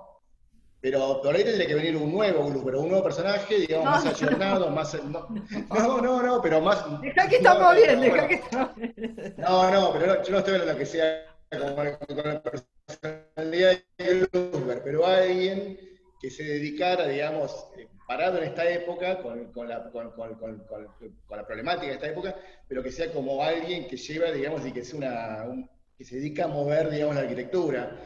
Y en cuanto a la Escuela de Buenos Aires, yo te voy a decir una cosa. Yo la verdad que me parece que la Escuela de Buenos Aires está en crisis total para mí en este momento. Me parece que hay cosas mucho más interesantes de otros lugares de la Argentina. Y te voy a decir, Córdoba.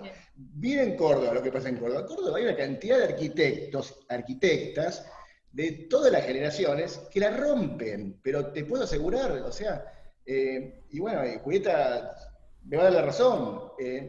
Yo conozco, pero muchísimos arquitectos de cordobeses que son buenísimos. Rosario. Yo te digo, creo que el centro que en un momento fue Rosario, me parece que ahora está en Córdoba. A mi manera de ver, digamos.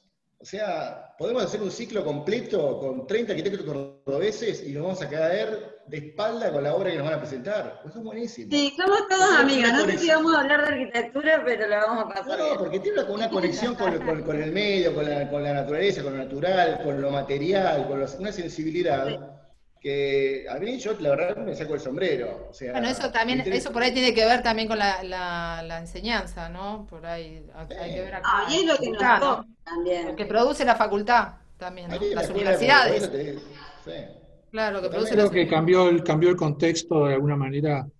Me vino bárbaro toda esta reflexión y esta crítica de Cayetana, porque me transporté un poco, Jaime, a nuestra época de Gruber y qué sé yo. Yo no necesariamente tengo la misma visión de Gruber. Yo creo que en ese contexto Gruber era bastante abierto, digamos, me parece a mí que, bueno, por ahí había que comprarle un par de artefactos a Modulor para que tuviera bola, pero en general era bastante abierto. Yo nunca me sentí parte de un club, sino que veía que nos llamaba porque llamaba a todo el mundo, qué sé yo. Pero lo que cambió el contexto enormemente es que cambió el paradigma en arquitectura. En arquitectura en ese momento el paradigma era distinto, o sea, había que aspirar a otras cosas, no sé, es como que no tenés más lejos que ver la charla que di yo y la charla que dieron las otras dos chicas que, digamos, parten de cosas diferentes. Yo puse como los antecedentes, los maestros, Snoz y qué sé yo, era otro universo y no había, yo miraba en esa época, y ahora lo puedo confirmar, la arquitectura en Argentina no tenía ningún nivel en relación al mundo, no tenía nada de nivel. Sobresalía un poquito Florindo, un poquito Solsona, un poquito qué sé yo, algún otro, pero no había nivel de calidad espacial, digamos, había mucha copia, que yo. Ahora, después, a partir de los digamos, no es porque fuéramos troncos nosotros, es porque la industria de la construcción, la industria de la arquitectura no tenía nafta, digamos, no había mucho trabajo. Había algunos pocos estudios grandes que habían hecho mucha obra pública, pero en general no había mucha obra. Y a partir de los 90 que se empezó a construir más, y yo creo que Córdoba y Rosario son espectaculares, pero en Buenos Aires, visto por un porteño que vivió la época que no había buena arquitectura en Buenos Aires, ahora veo unas arquitecturas y unos arquitectos que no hacen obras espectaculares formalmente, hacen obras espectaculares arquitectónicamente, que son extraordinarias y que jamás las podrías haber visto en los años 70, 80, porque son tipos que entraron a trabajar, hicieron 2, 3 horas por año o 1 hora por año durante 5 o 6 años y aprendieron con el hacer. Y hay a mí me parece que estamos viviendo un momento de. Ahora sí me animo para mí la Escuela de Arquitectura, la Escuela de Buenos Aires es un invento de Gruber, que era juntar a tipos que más o menos eran buenos, pero nada más. Ahora yo creo que hay un buen nivel de arquitectura en los estudios de mediana edad, de 40, de años que se yo en Buenos Aires y en el resto de la Argentina hay muy buena arquitectura. Qué bueno. Y hay toda una generación. Sí. Perdón, Silvana, perdón. Que hay toda una generación, para mí, sobre todo saliendo de la UBA, acá en Buenos Aires, que les apasiona la profesión, y mi sensación es que en los últimos 10 años la ciudad mejoró mucho. Cuando hicimos lo del libro, el material de lo construido, me sentí como llena de pares, de más jóvenes que yo en general, que nada, que se rompían la cabeza. Y para mí está buenísimo eso. Creo que tenemos una ciudad más linda que cuando yo entré a la facultad. Bueno, no sé, Federico, los horarios acá cómo son. No, estamos medio pasados ya, así que si les parece, vamos despidiéndonos. Así que bueno, yo les agradezco a los 4 haber estado compartiendo este 10º encuentro de este siglo, que la verdad que es maravilloso, y que yo también aprendo mucho cada vez que los escucho, porque se meter un poco en la intimidad de cada uno y conocerlos, porque hay muchos que no los conozco realmente. Y la verdad que en ese sentido muy contento. Así que bueno, por mí, contentísimo. Y bueno, igual a vos, Jaime, que yo nunca te había conocido, te conozco por tu obra. Siempre, a mí me gustaba mucho un edificio cuando estaba estudiando, o cuando ya había terminado, un edificio tuyo que era, para mí, que no sabía quién lo había hecho. Después me enteré que era tuyo, ahí enfrente al parque, esa torrecita que está ahí en la calle Pampa, que la sigo mirando y me parece lindísima. Maravilloso. Y después descubrí que tenías otro a la vuelta, que era una torre también como muy rara, como más metida, más retirada del área municipal. Y bueno, así que nada, te felicito también a vos por lo que has hecho todos estos años. Así que bueno. Bueno, pero también está bueno presentar a gente tan talentosa, ¿eh? Me pone muy contento. Y nada, bueno, a Julieta no la conocía, sabía de su existencia.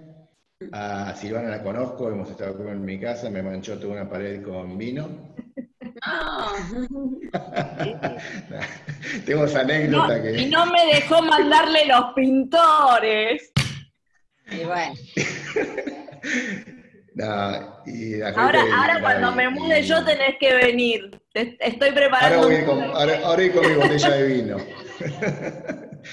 Y a Francisco no lo conocía, bueno, obviamente conozco el estudio, conozco su obra, la obra del estudio, pero nunca había tenido contacto con él. Así que bueno, para mí realmente es un placer ir sumando amigos, ir sumando gente a esta comunidad de arquitectos que somos. Y así que bueno, nada, contento. Muchas gracias y bueno, será para la próxima. Bueno. Así es. Gracias. Muchas gracias. Y gracias, Calle, gracias Cayetana por intervenir, me gustó. Gracias. Muy bien, muy bien, ponía un poquito de picante, me gustó. Gracias. Adiós.